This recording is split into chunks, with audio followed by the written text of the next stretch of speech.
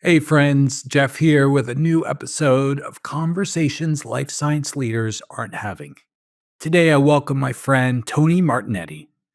Tony is a advisor to leaders all over the world, and he focuses specifically on who he calls outlier leaders. Those leaders that come through a technical background and have a huge gift to bring to their organizations and to the world. Who Tony is to me is the word connection. He is constantly seeking to create greater levels of connection with his network and to support his clients in doing the same. He even has a program that he brings to organizations and their leaders to utilize connection, deeper levels of connection to foster execution and innovation. I think you're really going to enjoy this conversation with Tony Martignetti.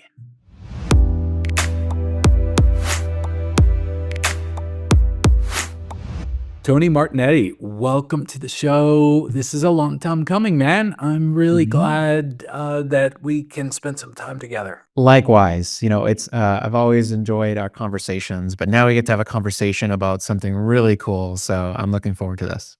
Yeah. So I just did an introduction of you and who you are to me. Would love for you to start us off and let us know what you're up to in the world. Yeah, well, I run a company called Inspired Purpose Partners, and I'm a leadership advisor, coach, facilitator of, leadership development. But, one of the things that is most important to me is working with people who are challenged with communicating and connecting with others in the tech space. I call them outlier leaders.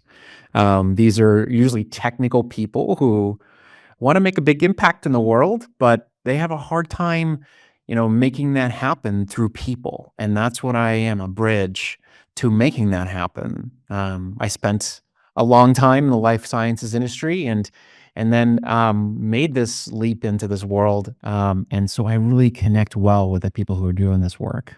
Hmm.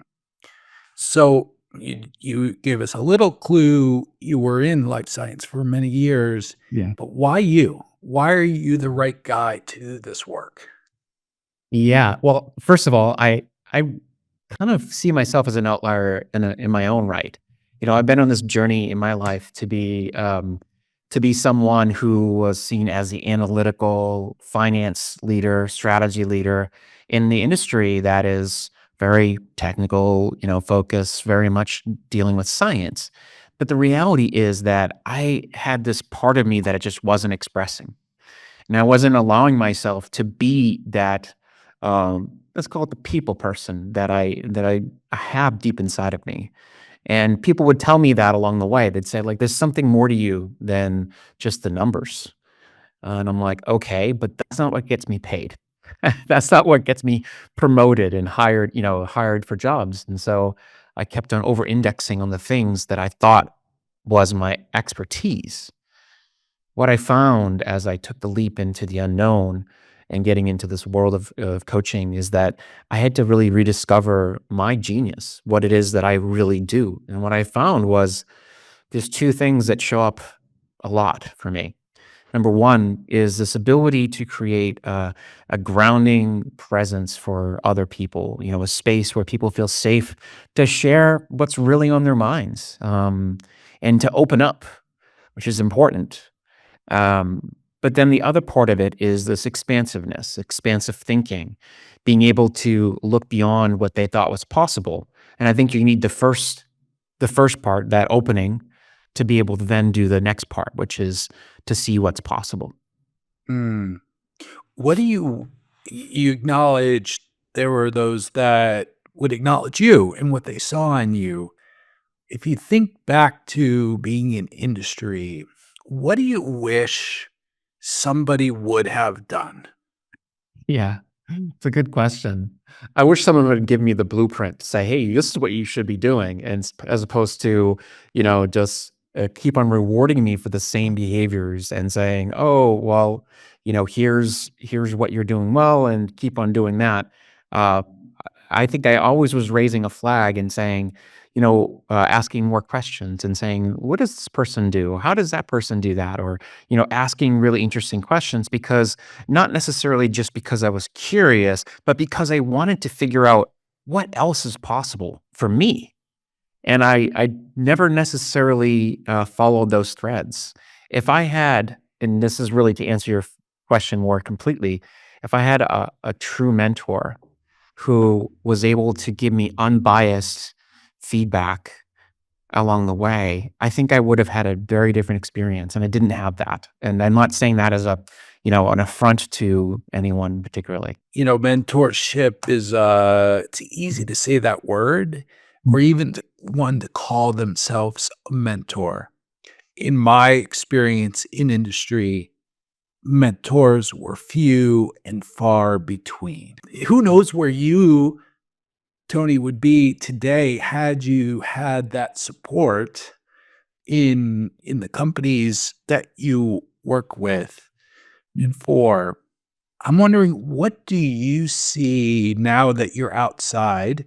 What do you see as needed in the sphere of mentorship? Mm.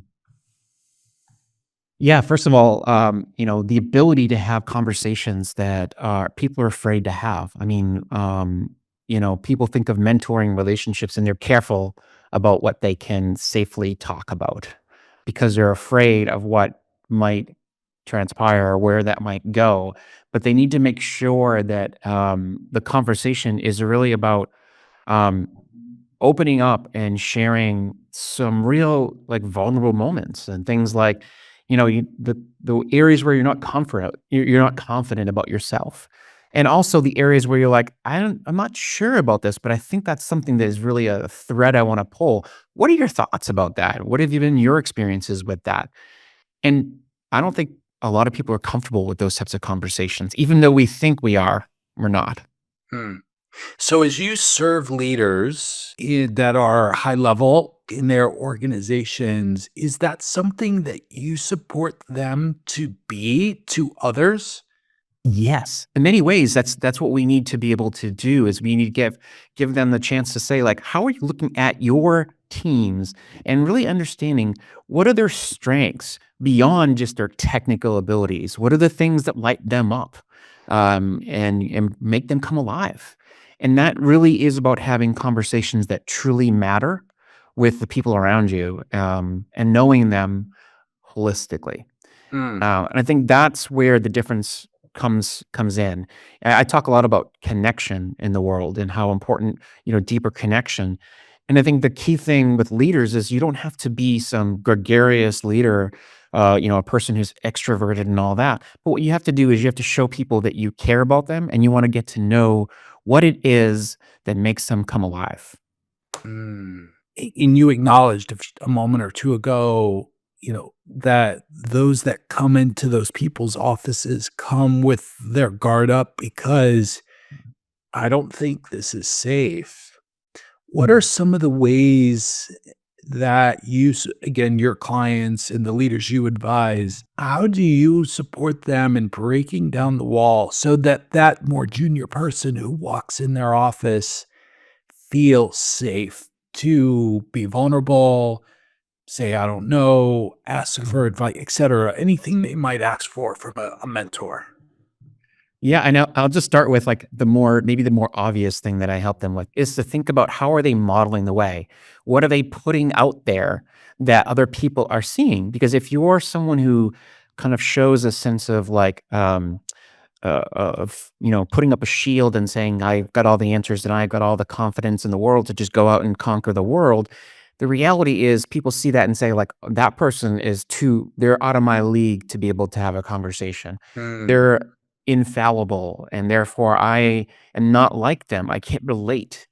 But what you need to be able to do is show people that you're relatable and it doesn't mean you have to be someone who's just like every day, bringing down your guard and saying like, "Hey, like I'm a big mess." It's not about being a mess. It's about showing people that you're human. And that might mean sharing stories about times that you've messed up or times when you've needed to rely on the help of others and even asking for help. from people who are not above you, but underneath you. Delegating and empowering others is actually a true power of not only getting other people to see how they contribute to the picture, but also gives you the advantage of saying, wait a minute, I don't have to do this all myself. So it's a win-win on both accounts. The context that you described of highly technical, maybe they were Yeah. a scientist at one time on the bench, or they were a programmer, and now they find themselves to be a vice president of development or some other more senior role. And the messaging that they've gotten is have it all together, have it all figured Yeah. out. What are Yeah. some of the questions or strategies that you utilize to help that very technical person, that outlier leader, see a different way? That it is okay to be vulnerable and to say, I'm sorry, to admit a mistake, to say, I don't know. What do you do there? Well, I start them out by just getting to understand what are the things that are the driving force for why they do what they do. Are they driven to make an impact beyond just, continuing to drive the science? Are they also driven to make an impact in society as a whole? What is their, some of the whys and the values that that bring them to the table? And by doing so, that gets them to connect with, oh, there's more to the story than just, more, getting the hypothesis and trying to figure out what it is that, proves that hypothesis. It's about understanding what it is that we're truly driving towards. And how can I get other people enlisted in that vision of what I'm trying to create? And so that big picture piece then allows them to say, how am I enabling people to be part of that. Because I know if I have this vision and I try to do it all myself, it's a true sign of I'm going to burn out, or I'm going to become a person who other people want to move around because I'm not somebody who wants to work with others well. So I get them to think about what are the things that are getting in the way for them right now. How could working with others and sharing their vision allow them to get further faster, and faster is probably a bad word, but like, to make more progress, and to give them the sense of advantages of empowering and working with others. Mm. For me as a coach, I've been doing this for a long time, and the longer I do it, the more humbling it is. As I serve clients, and I'm curious, I've transformed over the last 15 years of doing this. I'm wondering, as you reflect on your own story, who have you become through this journey, both in industry and over the last number of years, as an advisor? Yeah. I love that you share that, Jeff, because it's like there's something about this that, as we help others, we are helping ourselves to transcend who we were, and that's part of the work. We are the work, right? And I think it's important to do it for ourselves so that we can help others do it for themselves, if that makes sense. You know, if you're not committed to improving yourself, then you can't help others to improve themselves. Yeah. But what I've truly learned about myself is that I don't have to live by one identity alone, right? We often feel like we've grown up and we've got to hold on to this is who I am. But our story of who I am doesn't have to be written in stone. It's how we interpret that story. And I think that's one of the things I've started to realize. When I was coming up in industry and even before, I was driven by this idea of hard work, is the way forward. And the reality is you can hard work your way to a burnout and to a breakdown. And I've experienced that. So the reality is we got to figure out, how do I figure out what it is that I do most effectively, or what I'm most capable of bringing to the table? What are those things? And how do I put that on guardrails and just kind of focus on the things that are most essentially me. That is what I've learned the most. Mm. And what is that? Yeah, the two things that come to mind is number one is helping people to find their inner brilliance and to help them bring it to the surface, to bring that brilliance to the surface and allow them to make that the guiding light. And I don't mean to be so, woo woo about that, but in the reality is that's one of the things I do well, is seeing people's the things that they're not bringing out and helping them to draw it out so that they can harness that their their genius Mm. to their best capability. It reminds me of something our mutual coach, Rich Litvin, says about writing a book. Yeah. What's the book you should write? Well, the book you should write is the one that you wish you would have had long ago. And it just Right. strikes me of what you just described of Mhm. of identifying brilliance and then drawing it out is exactly as you pointed to before, is what you wish you would have had a decade, 2 decades ago. Yeah. Yeah, and I also will say that part of this is knowing that it never ends, that drawing it out never ends, but it's really becoming more aware of who you are through that journey. I often think about it as the hero's journey is, going taking the risk of getting out there and exploring and allowing yourself to meet the characters and to have those challenges and fight the fights, and allow those things to reveal more of your character of who you really are. And those are the parts of us that need to come to the surface. Mm, It's through the challenges we face. We're talking two people here who have climbed, or you're going to be climbing Kilimanjaro soon. I have, you climb a big mountain and you realize who you've become through the process. mm. Yeah, I love that. Tony, the name of the show is Conversations Life Science Leaders Aren't Having or aren't Yes. having enough of. As you hear me frame the show's name in that way, what is the first thing that comes to your mind? Yeah. I mean, hmm, there's a couple of conversations that I think that, come to mind, but there's one that I've been thinking about is, we talk a lot about breaking down silos, or we talk about collaboration a lot, and we've come a long way from where we used to be, but I don't think we necessarily do enough to break down silos. And so the question or the conversation that we need to be having more of is who else should we be talking to? And if you're a leader of a function, making sure that you're not talking into an echo chamber of the same people over and over again and expecting that you're going to get different results or have different outcomes.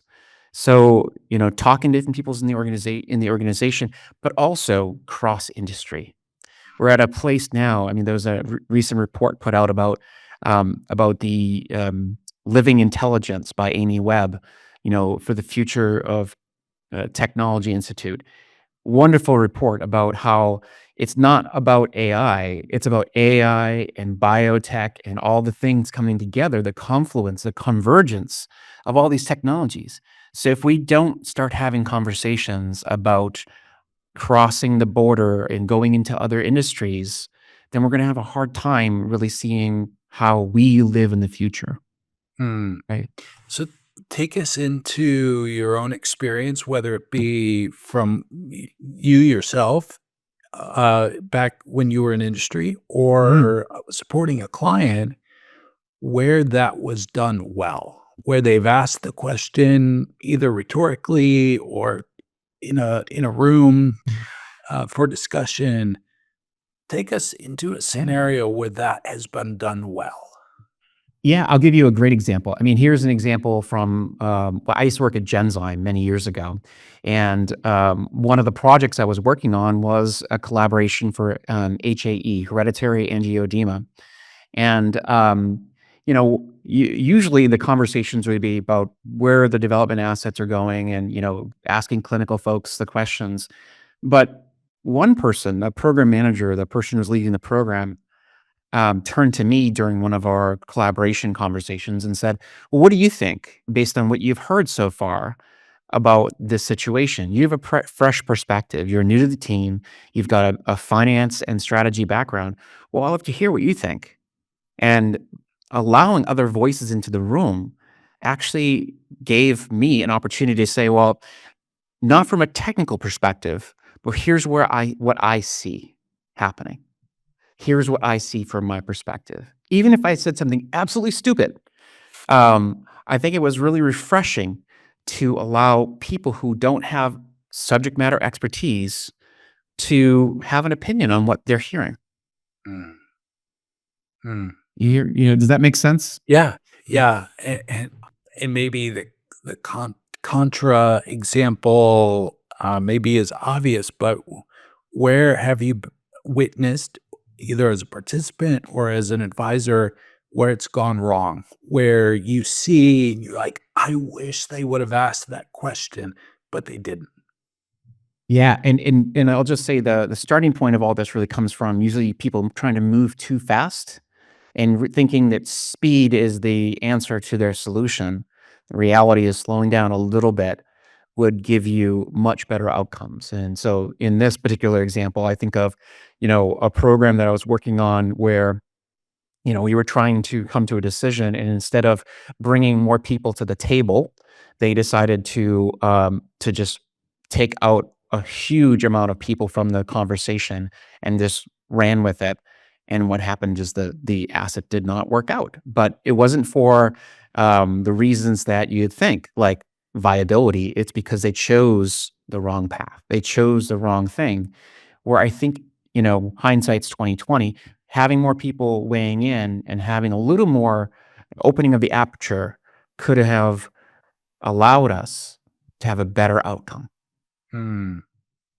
It strikes me, Tony, that your work with the individual around their brilliance, around their values, around their why, is not a work for that for the sake of them feeling good. Now, while they might feel good and they Yeah. might be more fulfilled, which hallelujah, that's great. Mm. But it just strikes me as you even give those examples that the case for that work is about ultimately execution, Mhm. collaboration, innovation, openness, that it has real business outcomes, not just the woo woo sometimes that coaching gets a bad rap for.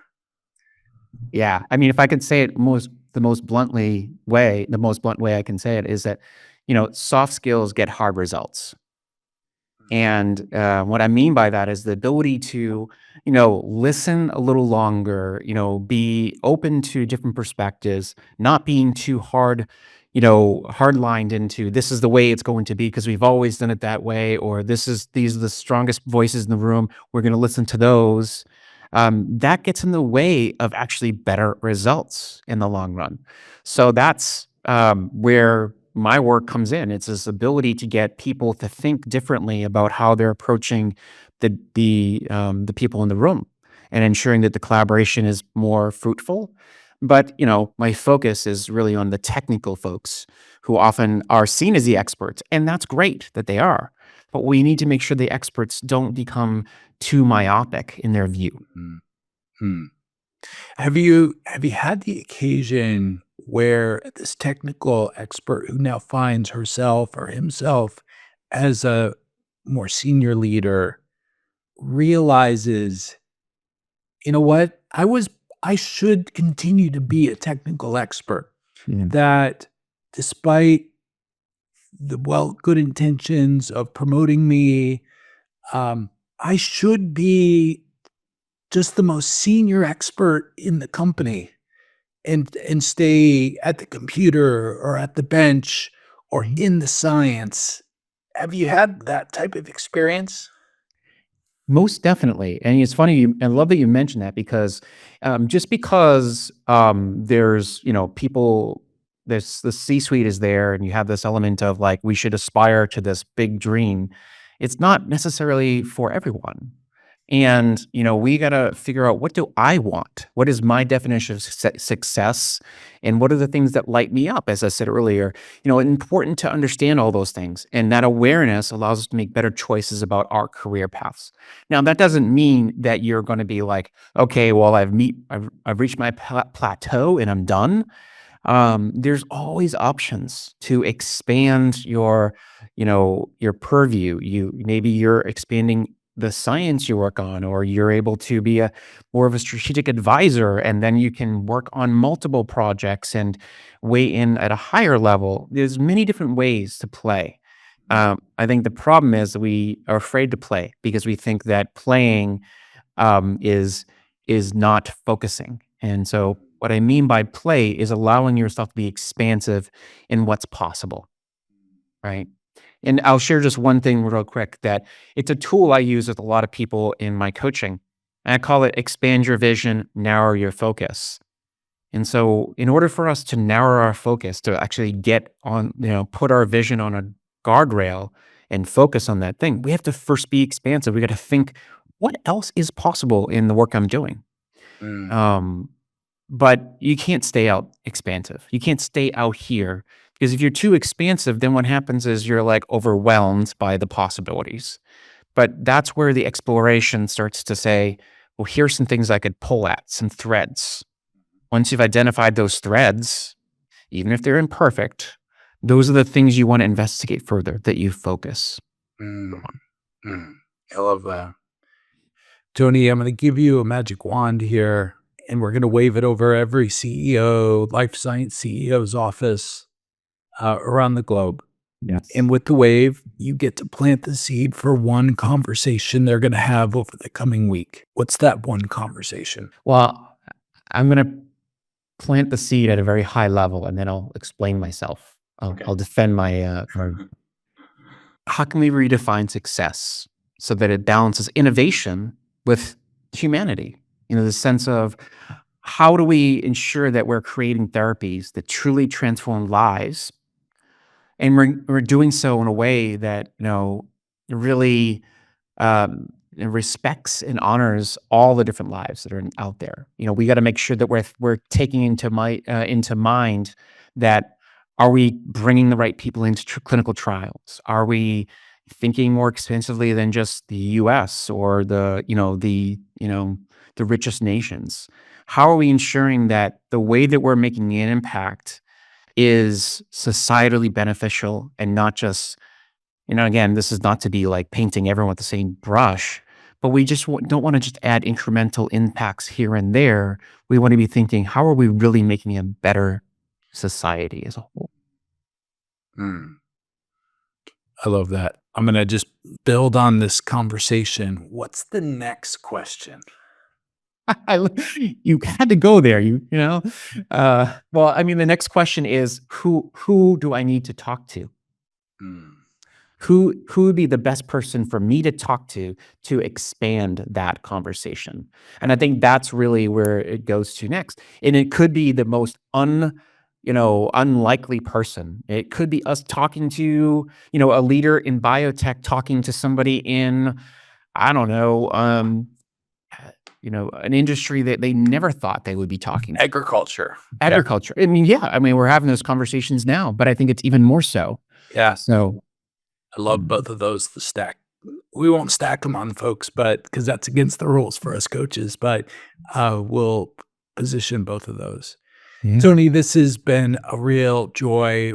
Before we wrap, would you love to highlight about either what you're working on, what you will be working on, and where we can find you? Well, first and foremost, I would say that I'm working on my next book, which I won't give too much, but it's going to be about outliers. And I also will say that my current program that I have on offer is this thing called Campfires of Connection, which is about building connections inside organizations. How, when we improve what we know about each other, we can actually innovate much better. I'm happy to share a link to that. And the best place to find me is at my website. It's ipurposepartners.com. It's the letter I, not the I. And you can also find me on LinkedIn. So Nice. We'll put all that in the show notes. And thanks so much, my friend. This has been a real joy. Likewise, always a pleasure, Jeff.